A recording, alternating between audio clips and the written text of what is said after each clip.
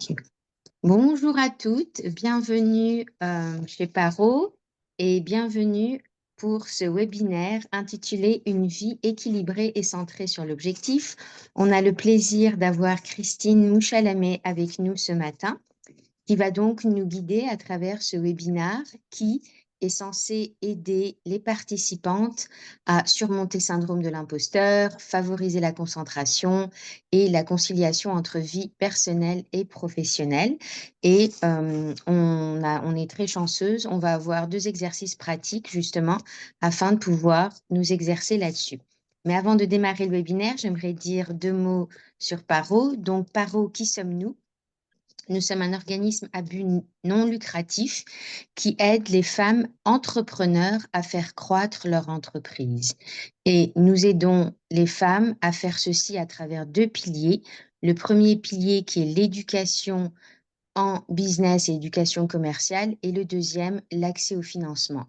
Donc, par exemple, dans l'éducation commerciale, on a un grand nombre d'incubateurs qui sont là, on a des webinaires, on a d'autres ressources également et surtout, vous avez accès à des gens comme moi qui sont donc des conseillères commerciales, des conseillères en business pour vous aider dans votre cheminement. Voilà. Sur ce, je passe la main à Christine afin qu'elle nous éclaire ce matin avec sa sagesse. Merci Christine. Bonjour et merci Leïla, merci encore une fois à Parou, à toute l'équipe Parou de m'avoir avec vous ce matin pour la deuxième fois. Et je suis très ravie. Aujourd'hui, nous allons parler bien évidemment sur une vie équilibrée et centrée sur l'objectif qui fait partie de mon premier livre que j'avais écrit dans ma vie. C'est mon tout premier livre qui est intitulé Transformation d'impact pour une vie équilibrée et centrée sur l'objectif. C'est un programme thérapeutique qui aide vraiment les personnes à comprendre comment établir des objectifs éclairés et précis dans leur vie afin de vivre une vie heureuse et épanouie. Aujourd'hui, nous allons nous concentrer sur un tout petit point justement pour essayer de comprendre comment favoriser la conciliation de vie personnelle et vie professionnelle, parce qu'on ne peut pas atteindre des objectifs si on ne sait pas faire la conciliation et aussi comment surmonter les syndromes d'imposteur, comment arrêter la procrastination, favoriser la concentration. L'objectif ici, c'est de vous aider à réussir et à vivre une vie épanouie. Alors, je vais me représenter. Je suis Christine. J'aime bien dire que je suis propulseuse des champions déterminés. J'espère que dès où tu m'entends en ce moment, tu es une championne déterminée, celle qui veut à tout prix atteindre ses objectifs selon ses valeurs et ses aspirations. Mon objectif, c'est de te sublimer, te propulser et te promouvoir, toi et tes marques. Alors, qu'est-ce qui me donne le droit de parler de tout cela? C'est parce que justement, je suis une consultante professionnelle mieux-être. Je suis certifiée en approche orientée solutions et bientôt maître PNL et neurosciences. J'ai d'autres certifications et d'autres casquettes que je ne pense pas utiles pour ces webinaires. Nous allons directement passer au sujet. Aujourd'hui, nous allons nous concentrer sur le sous-thème la puissance de l'intégration dans la réussite et le succès de ton entreprise. N'est-ce pas, tu aimerais vraiment avoir le succès et la réussite, construire une entreprise florissante. Alors, pour y arriver, justement, tu dois éviter ou arrêter ou, comment je peux dire, te débarrasser de tout ce qui est des syndromes, des blocages qui freinent l'épanouissement, ton épanouissement ou bien comme la vie de ton entreprise. Donc, il y a plusieurs blocages et ce matin, nous allons nous focaliser sur quelques-uns. Je ne veux pas entrer en détail sur ces syndromes. Je pense que vous le connaissez vraiment. Si vous avez besoin des informations, vous pouvez aller en ligne. Il y a plein d'informations sur ces syndromes. Il y a plein d'informations sur la procrastination. Il y a des informations sur comment tu peux favoriser ta concentration. Mon objectif aujourd'hui, c'est pas de parler théoriquement de ces syndromes, de ces blocages, mais mon objectif, c'est de te donner une petite clé qui va t'aider justement à les mettre de côté et puis à devenir prospère, riche et prospère. Donc, nous allons passer. La première chose, je te pose une question, une petite question de réflexion. Quel était l'objectif de ton entreprise à la création? Quand tu as créé ton entreprise, tu pensais à quoi? Quel était ton objectif? Ici, je parle de ton objectif en tant que toi-même entrepreneur. Tu voulais quoi? Généralement, nous définissons les objectifs en fonction de notre clientèle cible. Nous allons dire, par exemple, oui, je voulais résoudre un problème, je voulais apporter de l'aide, je voulais résoudre un besoin. Mais généralement, c'est tourné vers la clientèle. Ces personnes-là à qui tu t'adresses, tu veux résoudre des problèmes dans leur vie. Mais aujourd'hui, je mérite que tu reviennes un peu à toi, que tu arrives à te recentrer sur toi, à te connecter à toi et à connecter ton entreprise à toi, à ta personnalité, à ce que tu veux. Qu'est-ce qui s'est passé lorsque tu as créé ton entreprise? Tout part de là, ton point de départ. On parle ici de l'entreprise parce que nous sommes des entrepreneurs. Ces sujets, nous pouvons l'étaler sur plusieurs aspects de ta vie, mais je vais vraiment me limiter au niveau de ton entreprise. Qu'est-ce qui s'est passé? Alors, tu vas travailler avec moi si tu as la possibilité de prendre un bout de papier et de répondre à des questions. J'aimerais que ça soit interactif aujourd'hui, même si je ne vais pas te faire intervenir avec ta voix. Je veux te faire intervenir avec ton crayon et puis ton papier. Donc, la première chose, commence par te poser la question, qu'est-ce qui s'est passé? Comment ai-je créé mon entreprise? Ça fait combien de temps tu l'as créé? Peut-être 2, 3, 4, 5 ans. Qu'est-ce qui s'est passé? Tu en es arrivé où? Moi, je vais répondre pour ma part. J'ai créé mon entreprise.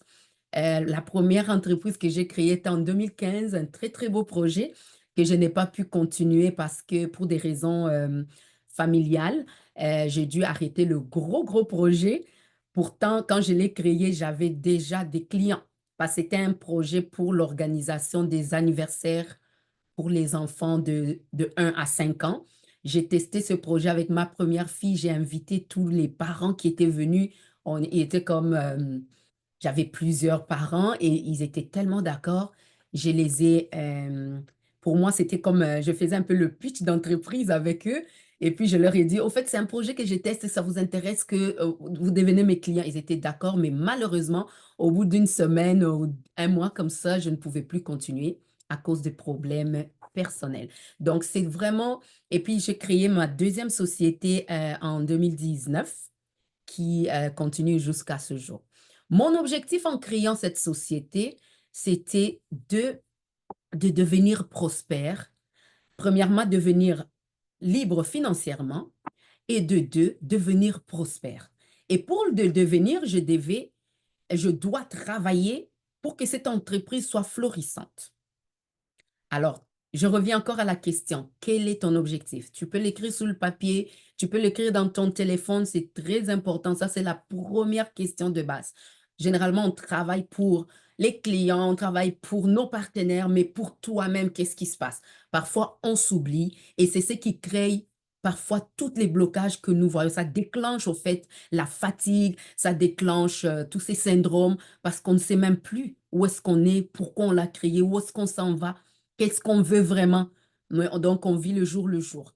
Et en étant consultante en création d'entreprise, j'ai accompagné plusieurs entrepreneurs qui ont créé des projets et puis au bout de 3, 4, 5 ans, ce sont des entreprises qui ne décollent pas, qui restent au même niveau. Ils vont nulle part, ils ne décollent pas, rien n'est fait et soit c'est fait, soit ça s'arrête. Mais qu'est-ce qui se passe? Parce que peut-être l'objectif du départ n'a pas été bien défini et ou encore tu l'as oublié. Il faut vraiment que tu te remettes en question tout le jour. Ça, c'est un exercice pour au moins chaque semaine. Peut-être tout le jour, c'est trop te demander. Au moins chaque semaine, il faut te poser la question. Qu'est-ce que je veux vraiment dans cette entreprise? Où est-ce que j'en suis? Pourquoi je l'ai créée? Ça va t'aider à rester euh, attaché à ton entreprise et à poursuivre ton objectif. Alors, on parle d'objectifs. On doit savoir comment définir des objectifs. Lorsque tu as créé ton entreprise, as-tu défini tes objectifs? Peut-être c'était de façon ponctuelle. Il y a des gens qui se disent, ben, je veux juste du cash, je veux juste de la liquidité. J'ai créé mon entreprise juste pour avoir un peu d'argent. Est-ce que c'était ça ton objectif? Ou tu avais des objectifs à long terme aussi? Donc, tu dois définir des objectifs à court et à long terme, bien sûr en établissant des clartés et des priorités pour éviter la dispersion d'énergie. Parce que quand tu es clair et précis dans ton objectif, comme moi, je vous ai défini cet objectif, c'était de devenir financièrement libre et d'atteindre ma prospérité. Alors, quand c'est là, dans cette phrase, je me le répète tout le temps, je me repose cette question chaque matin. Qu'est-ce que tu poursuis, Christine? Même quand les choses deviennent très difficiles, cette question m'aide à tenir l'adversité. Que ce soit au niveau personnel, au niveau familial ou professionnel, quand les choses ne marchent pas, je regarde mon objectif et ça me donne de persévérer. La persévérance est très importante pour atteindre ton objectif. Et aussi, il faut savoir établir des routines pour des routines simples, des habitudes simples et de façon régulière pour atteindre ton objectif. Par exemple, je peux vous donner, moi j'aime bien écrire, j'écris tout le temps, hein, des livres et puis des programmes. Et puis tous mes livres font partie, ce sont des programmes thérapeutiques. Et pour le faire, il faut vous imaginer que je suis je suis mère et puis j'ai d'autres responsabilités. Je suis fondatrice d'un organisme des femmes. Je suis aussi fondatrice d'un autre organisme euh, qui aide les gens dans la guérison et tout. Donc, vous voyez que j'ai trois organismes. Et comment est-ce que je peux faire pour continuer à écrire parce que l'écriture, pour moi, fait partie de mon entreprise et c'est des programmes thérapeutiques que j'offre à mes clients. Il faut que je continue à les écrire. Comment je fais? J'établis des routines. Et je me suis rendu compte que j'ai plus d'inspiration entre 3 heures et 4 heures du matin. 3 heures, 4 heures, 5 heures du matin. C'est en ce moment-là que j'ai de l'inspiration. Pourquoi? Parce que chez moi, c'est plus calme en ce moment. J'ai un enfant à besoins spéciaux avec des besoins importants, la journée, c'est très difficile que je me concentre à travailler. Je fais des choses que je peux faire la journée, mais la nuit, quand je dois créer, imaginer, innover, j'utilise la nuit pour le faire. Donc, je me réveille toujours chaque jour entre 3 heures et 4 heures du matin pour essayer de réfléchir et de mettre mes idées par écrit. Et je tiens à cette discipline. Ce n'est pas facile, mais c'est faisable. Si tu gardes tes yeux fixés sur ton objectif, cela est faisable. La première chose, la clé la plus importante, c'est de garder tes yeux fixés sur l'objectif. Mais encore une fois, tu dois connaître cet objectif de façon très, très claire et très précise.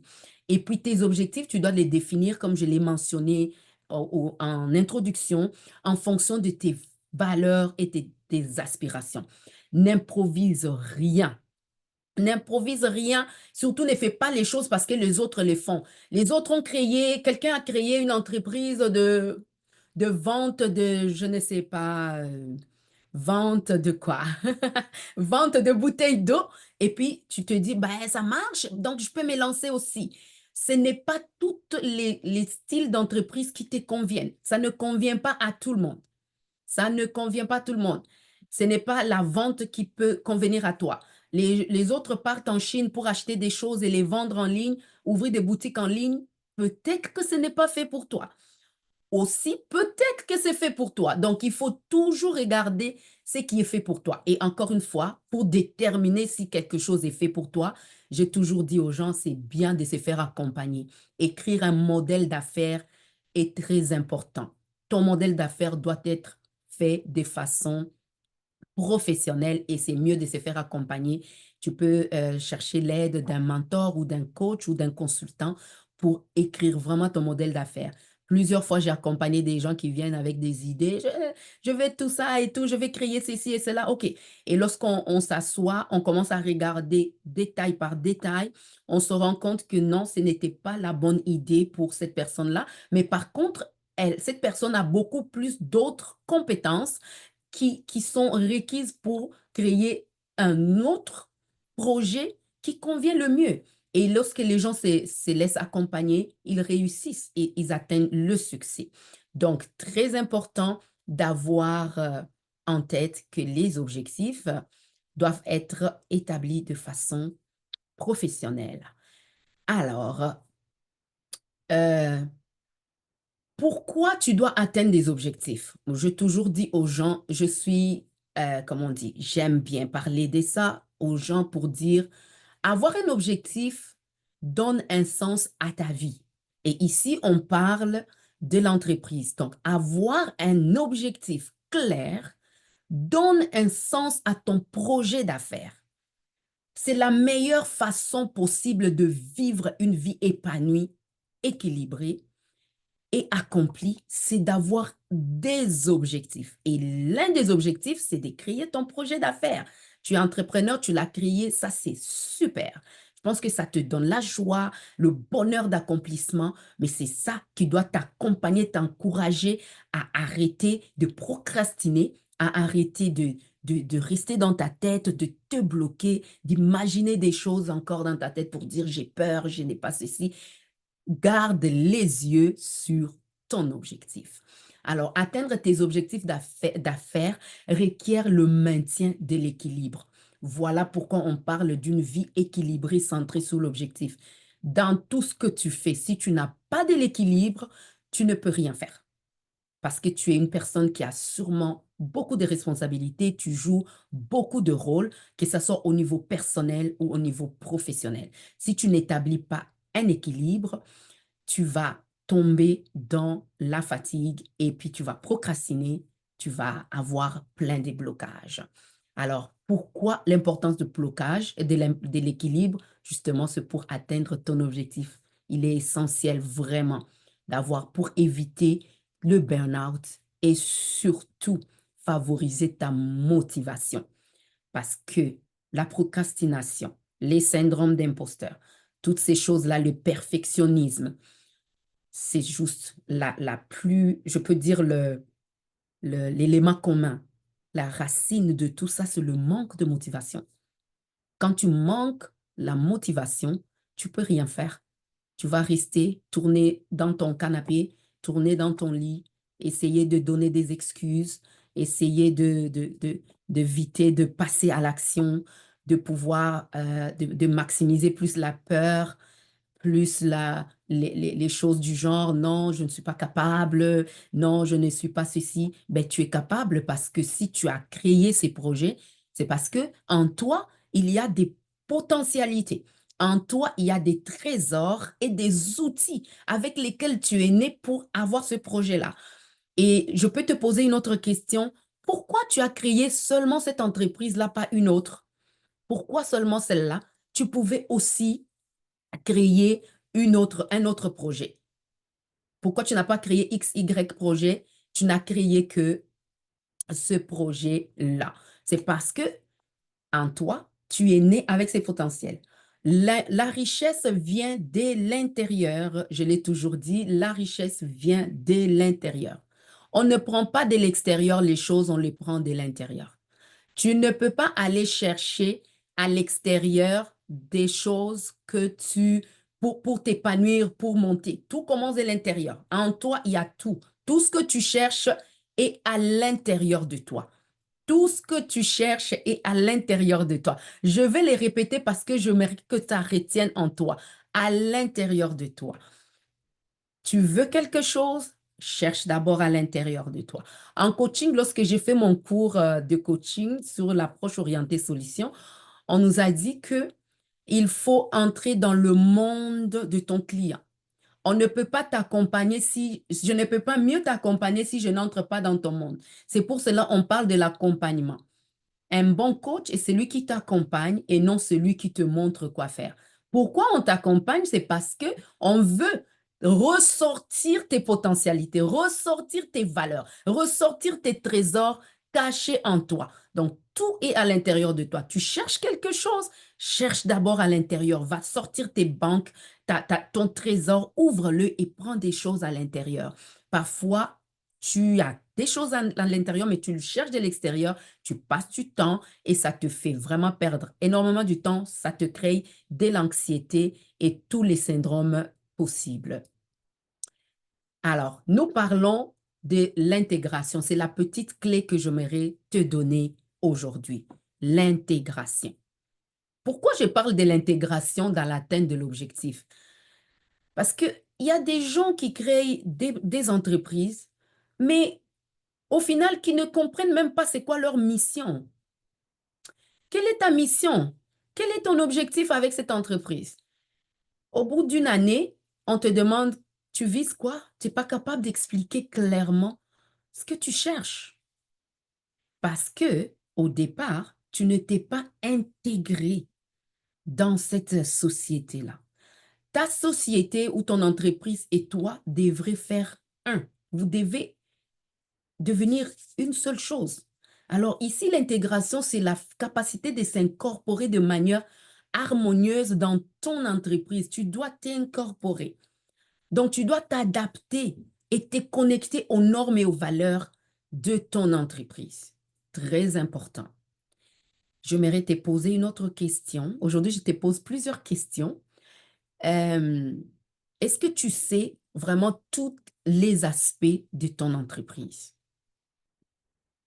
Tout ça, c'est parce que si tu n'as pas appris à t'incorporer, tu ne comprendras pas. Il y a des gens qui créent l'entreprise qui ne savent même pas c'est quoi la comptabilité. Je ne dis pas que tu dois devenir comptable, mais tu dois avoir au moins des petites informations sur plusieurs aspects, plusieurs domaines qui font partie de ton entreprise. Par exemple, la comptabilité. Tu dois avoir un tout petit peu d'informations. Tu as un comptable, tu dois comprendre ce que ce comptable fait pour toi.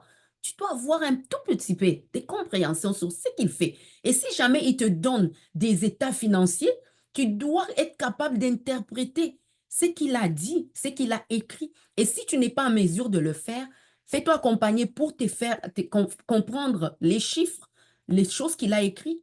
Très important pour que tu favorises bien sûr la réussite dans ton entreprise. Et pour le faire, tu dois être mieux incorporé. De la même façon, tu as incorporé ton entreprise auprès de la Corporation Canada. Tu es obligé de t'incorporer toi-même à l'intérieur de ton entreprise. Ça, c'est le premier exemple que je donne. Deuxième exemple, est-ce que tu as l'information, par exemple, sur les droits des affaires? Tu es au Canada, qu'est-ce que le droit des affaires dit en rapport avec ton entreprise? C'est déjà passé à ton idée pour savoir, OK, j'ai une entreprise, mais qu'est-ce que ça veut dire? Les droits des affaires, par exemple, comment signer un contrat, comment négocier, comment... Est-ce que ça t'arrive de penser à ces choses? L'information est disponible. Nous sommes à l'ère de l'information. Tu peux trouver n'importe quelle information disponible à la bibliothèque, sur l'Internet. Mais vraiment, encore une fois, c'est mieux de se faire accompagner. Trouve vraiment les aspects de ton entreprise. Le plus important, incorpore-toi. Alors, pour réussir, tu dois tisser. L'incorporation t'aide à tisser des liens solides et à créer des réseaux de soutien. Si tu n'es pas bien incorporé, tu ne peux pas créer des bons liens. Tu vas t'associer aux mauvaises personnes, tu vas te lier avec des mauvaises personnes, tu vas faire des mauvaises choses dans ton entreprise et tu vas tomber en faillite et tu vas être malheureuse. Alors, tu dois t'incorporer, savoir tous les aspects de ta vie. L'incorporation t'aide à devenir autonome et indépendante. Si tu atteins l'autonomie et l'indépendance, tu ne peux pas procrastiner. Tu ne peux pas tomber dans les syndromes de je ne sais pas quoi. Parce que là, tu es capable de t'asseoir sans supervision, sans accompagnement, faire des choses que tu aimes pour que ton entreprise continue à être florissante. Donc, l'intégration t'aide à t'adapter facilement au changement. Dernièrement, j'ai connu un tout petit peu les changements dans mon entreprise. Avec l'arrivée d'intelligence artificielle, j'ai été forcée à revoir la mission de mon entreprise, à revoir la façon dont je devais servir mes clients. Parce que la majorité des services que j'offre à mes clients, enfin, pas la majorité, comme je peux dire, 30% des services que j'offre à mes clients, l'intelligence artificielle l'offre maintenant. Et ceux qui ont atteint l'indépendance et l'autonomie, ils peuvent le faire par eux-mêmes. Alors moi, je devais modifier une partie de mon entreprise. Mais je suis arrivée à le faire rapidement et facilement parce que je me suis intégrée dans mon entreprise. Moi et mon entreprise, nous sommes un. Nous faisons des vérifications chaque jour et j'avance, je fais des vérifications. Et comme je vous dis, avec mes routines que j'ai mises en place, ça m'aide à comprendre quand ça change, quand ça devient difficile et comment je dois me réadapter et me relever vite. Parce que si tu as la capacité de te relever rapidement, ah, là, tu as vraiment atteint ton indépendance et ta liberté financière. Alors, ça t'aide aussi, comme, encore une fois, à augmenter ta motivation et ta performance. Quand tu es mieux intégré, tu t'informes, tu te formes, tu te renseignes et tu te laisses guider et tu te laisses accompagner pour atteindre tes objectifs. Oh, la dernière chose, nous sommes au Canada, un pays multiculturel. Donc, quand tu es au Canada avec une entreprise, tu dois aussi intégrer l'aspect de l'inclusion, la diversité, l'aspect interculturel dans ton entreprise.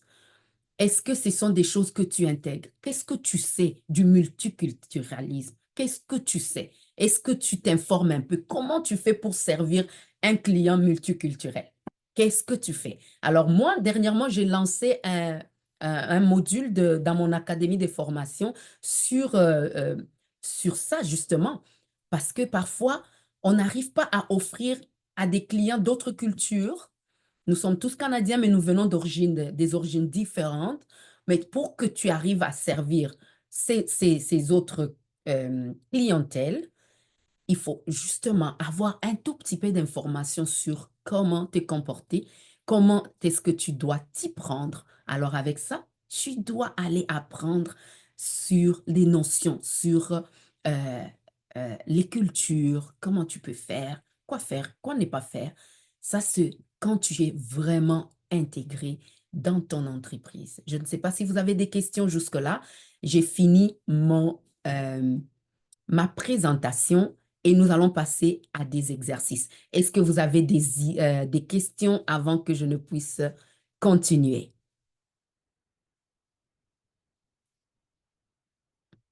Je sais que la majorité, vous n'avez pas accès à vos micros, alors nous allons continuer quand même. Alors, nous allons faire deux exercices. Le premier exercice, c'est justement sur l'équilibre. Ça, tout commence par là. Tu dois être équilibré pour que ça marche, que ce soit dans ta vie personnelle, dans ta vie professionnelle, dans ton entreprise. Tu dois être équilibré pour arriver à servir tes clients, avoir des délais de livraison, à respecter tes délais de livraison, parce que ça, c'est la chose la plus importante quand tu as une entreprise, délai de livraison. Ça dépend de quoi que tu fais, que ce soit un service ou un produit. Les délais de livraison, c'est même la finalité d'une négociation en affaires. Si tes délais de livraison ne sont pas respectés, tu ne pourras pas fidéliser et acquérir des clients. Les acquérir et les fidéliser, tu as besoin de respecter tes délais de livraison. Et autre chose que tu as besoin de respecter, c'est tes rendez-vous. Donc, tu donnes des rendez-vous aux clients, tu dois les respecter, tu dois être à jour, tu dois être à temps, tu dois être organisé. Même quand tu parles à tes clients, on doit sentir que tu es tellement organisé, tu es planifié, tu es préparé. Mais pour que tu le fasses, tu ne peux pas y arriver si tu es en désordre, tu es déséquilibré dans d'autres aspects de ta vie. Si tu as des problèmes personnels, ça va prendre sur ton entreprise. Si tu as des problèmes familiales, ça va avoir de l'impact sur ton entreprise. Mais tu as besoin de vraiment être équilibré.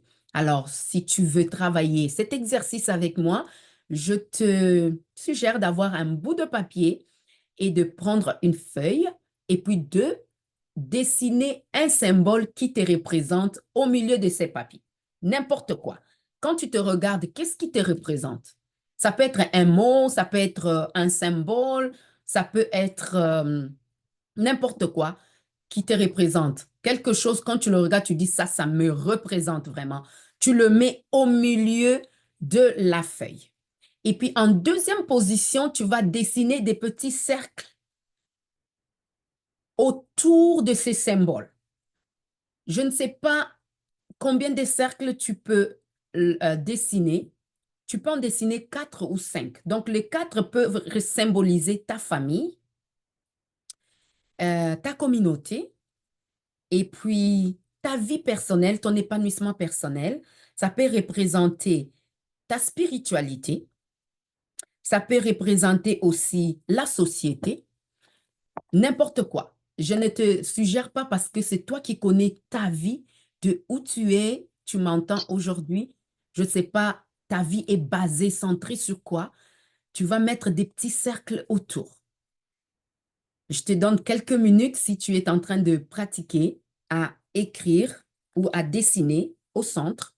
Tu mets quelque chose qui te représente et autour de du symbole, tu mets des petits cercles.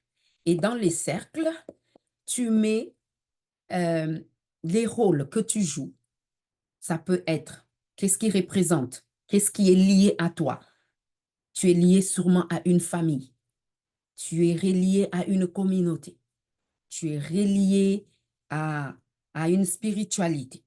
Tu es sûrement relié à quoi d'autre? À ton travail. Il y a des gens qui ont des entreprises, mais en même temps, qui ont des emplois. Ça aussi, c'est quelque chose à considérer si tu fais les deux en même temps. Si tu as l'emploi et tu as une entreprise, considère ces deux aspects parce que ça, c'est très, très important. Tu peux mettre un autre cercle pour emploi. Et puis, après avoir dessiné les 3 cercles, les cercles, moi j'en ai 5, tu vas écrire pour chaque cercle ton rôle principal et tes attentes. Donc, tu vas mentionner ton rôle principal pour chaque cercle. Quel est ton rôle? Prenons par exemple le rôle au niveau de ta famille. Quel est ton rôle au niveau de ta famille? Je te laisse 2 minutes pour réfléchir parce que tu as besoin d'une réflexion profonde. Juste en une phrase, si je te demande dans une petite courte phrase, quel est ton rôle auprès de ta famille?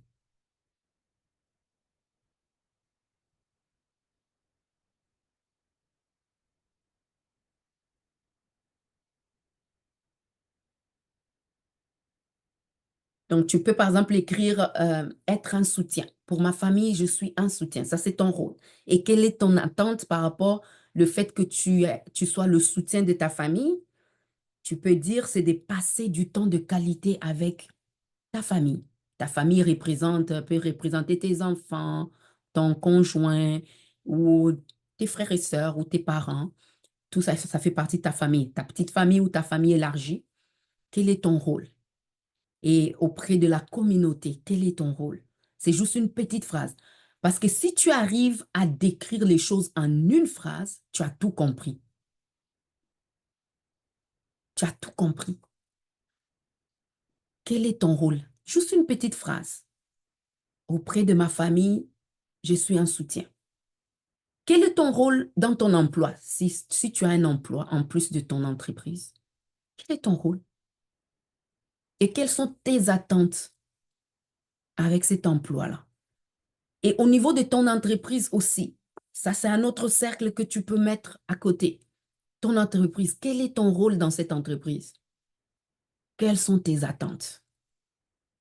Moi, je peux définir les rôles de mon entreprise. Mon rôle, c'est de travailler, de veiller à ce que cette entreprise continue à être florissante afin que j'atteigne mes objectifs. Ce sont mes attentes. Mes objectifs, c'est de devenir financièrement libre et d'atteindre la prospérité.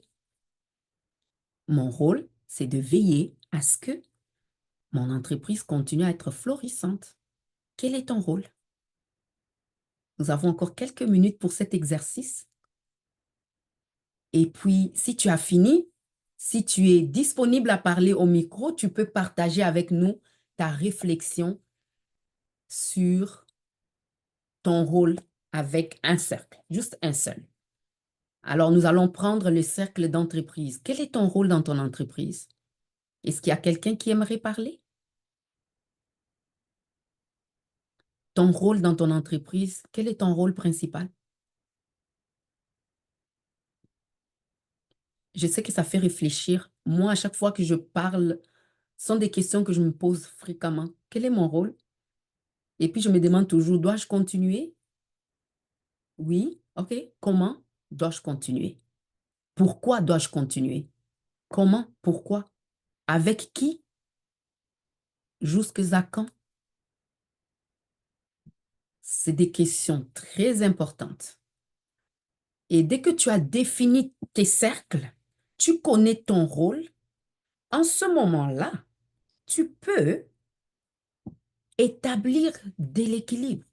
L'équilibre ne veut pas dire avoir des temps égaux, comme je donne 10 minutes à ma famille, 10 minutes à mon entreprise. Non, c'est vraiment selon les priorités. Tu alloues le temps selon les priorités, selon la pertinence de la chose et selon les journées aussi. Selon les journées, selon la pertinence du petit cercle, je peux les appeler comme ça, ton petit cercle qui est famille, vie personnelle, entreprise ou emploi. Par exemple, si tu as l'emploi, ça dépend si tu as un emploi à temps plein. La priorité, c'est d'aller à ton emploi de 8 heures, entre 9 à 15 ou 8 à 16. Ça, c'est une priorité. Tu dois être au travail. Ça, tu ne peux pas négocier. C'est comme obligatoire, tu dois y être. Mais après, tu as des obligations dans ton entreprise. Comment tu répartis ton temps? Tu dois d'abord, pour arriver à répartir le temps, tu dois arriver à décrire ton rôle principal et tes attentes. Alors, nous allons passer au deuxième exercice. C'est de te poser des questions très, très importantes sur l'intégration. J'ai bien expliqué qu'est-ce que c'était l'intégration pour ton entreprise. Ici, maintenant, je te pousse à réfléchir et à écrire, à établir les principes d'intégration.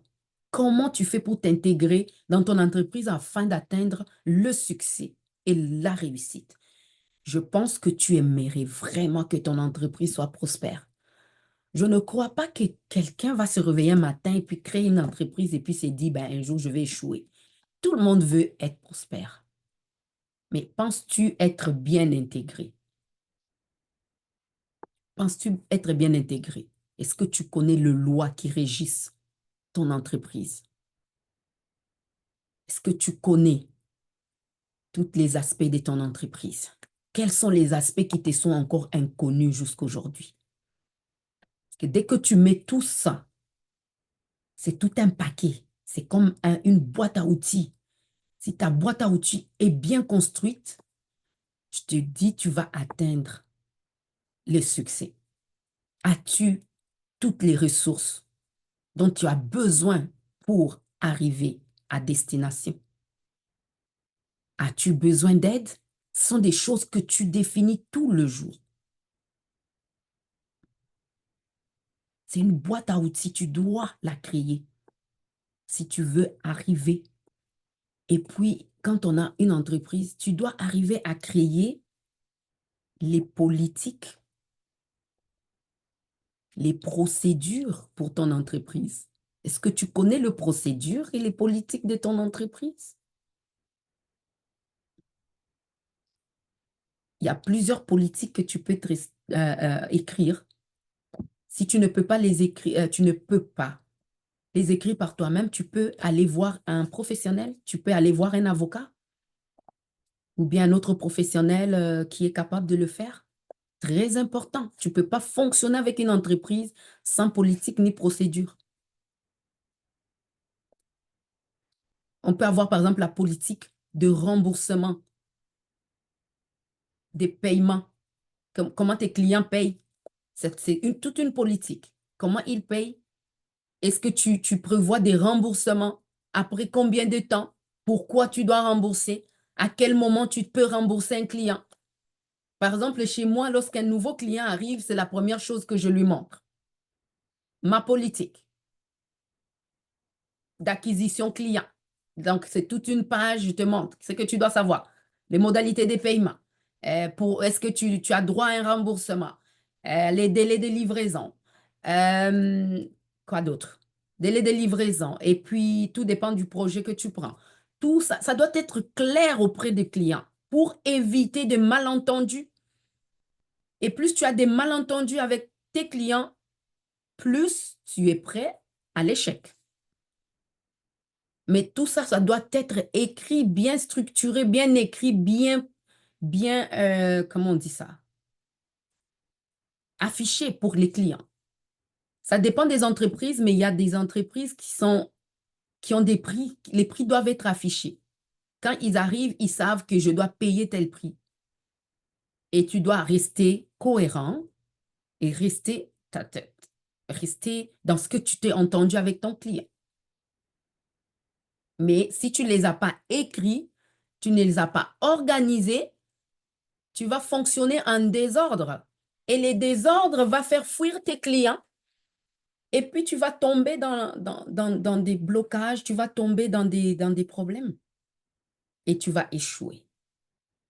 Apprends à écrire tes politiques. Tu as besoin d'aide, trouve de l'aide. C'est très important. La première chose que j'avais fait lorsque j'ai créé mon entreprise, c'était d'écrire les politiques. Qu'est-ce que je voulais vraiment? Et ça m'aide vraiment à rester équilibré et centré sur mon objectif. J'ai une vie équilibrée avec mon entreprise, centrée sur mon objectif. Et ça m'évite de trop expliquer aux clients. Prendre le temps d'expliquer. Et ça m'allège aux côtés de la négociation avec mes clients. Déjà, ça m'épargne beaucoup plus de temps, en fait. Ça me fait gagner du temps. Donc, quand un client vient, je lui envoie ces documents. Regarde, c'est à quoi tu t'attends. Et s'il a des questions, il peut me poser, mais au moins le gros est fait. Donc, je m'arrête par ici. Je vous dis un grand merci. Si vous avez des questions, je serai très ravie de vous répondre. Merci beaucoup, Leïla. Oui, merci Christine. Merci pour cet éclairage. Donc, mesdames, si vous avez des questions, n'hésitez pas à ouvrir votre micro. Christine est encore avec nous pendant un petit moment. Donc, allez-y si vous avez, par exemple, des questions sur la concentration, qui sont souvent des choses qui peuvent nous faire défaut. Parce qu'on a tellement, en tant que maman, souvent, on a tellement de choses. Christine nous disait qu'elle se réveillait entre 3 heures et 4 heures du matin afin de pouvoir avoir un peu de calme et de paix avant que les choses, sa journée ne démarre. Donc, je suis sûre qu'il y en a beaucoup. Si vous voulez partager vos stratégies, par exemple, pour vous, pour créer du temps, des moments de concentration, justement. Ça peut être aussi pour certaines le fait je connais beaucoup de femmes qui sont bardées de diplômes, mais qui continuent de se dire que elles sont peut-être pas assez bonnes. Donc le syndrome de l'imposteur, il est vraiment assez prévalent. Donc si vous avez eu cette expérience également, ou si vous en faites l'expérience, vous pouvez partager avec nous. Et puis voilà, et un grand merci à vous toutes qui avez été là, et c'est toujours un plaisir de vous avoir, et on a hâte de vous voir une nouvelle fois pour un nouveau webinaire chez Paro. Je remercie, je pense que c'est Pamela qui a fait un très beau dessin dans le commentaire. Je ne sais pas si vous l'avez vu. Elle a fait son exercice. Merci Pamela. Elle dit qu'elle veut devenir visionnaire et établir une vision claire et être impactante. Donc, elle est au cercle. C'est ça, elle est championne, en fait. C'est ça le symbole qui la représente. Je ne sais pas de où tu m'écoutes, donc c'est mieux. Peut-être tu peux pas le faire ici, mais tu peux continuer à le faire à la maison. Mets-toi au centre. Qu'est-ce qui te représente? Et puis autour de toi, mets les petits cercles. Et puis établis ton équilibre. Voilà.